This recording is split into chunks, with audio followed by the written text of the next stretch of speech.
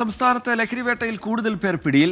മട്ടന്നൂരിൽ 220 gram hashish ഓയിലുമായി യുവാവ് പിടിയിലായി. കോട്ടയത്ത് പോലീസിനെ ആക്രമിച്ച ലഹരി സംഘത്തിലെ 6 പേരെ പിടികൂടി. കോട്ടയം മരങ്ങാട്ടുപള്ളിയിലാണ് പോലീസിന് നേരെ ലഹരി സംഘം ആക്രമണം നടത്തിയത്. കടപ്ലാമറ്റം വയലായിൽ ഇന്നലെ രാത്രി 7 മണിയോടെയായിരുന്നു സംഭവം. മരങ്ങാട്ടുപള്ളി സ്റ്റേഷനിലെ 3 പോലീസുകാർക്ക് പരിക്കേറ്റു. ലഹരി സംഘത്തിലെ 6 പേരെ മരങ്ങാട്ടുപള്ളി പോലീസ് കസ്റ്റഡിയിലെടുത്തു. കണ്ണൂർ മട്ടന്നൂരിൽ 220 ഗ്രാം ഹാഷിഷ് ഓയിലുമായി യുവാവ് പിടിയിലായി. പയ്യപ്പറമ്പ് സ്വദേശി നിഷാദാണ് പിടിയിലായത്.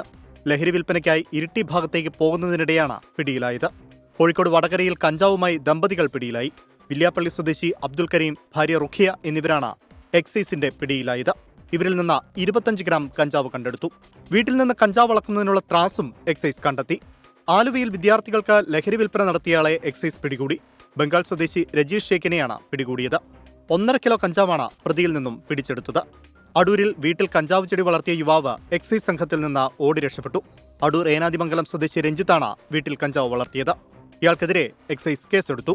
News desk 24.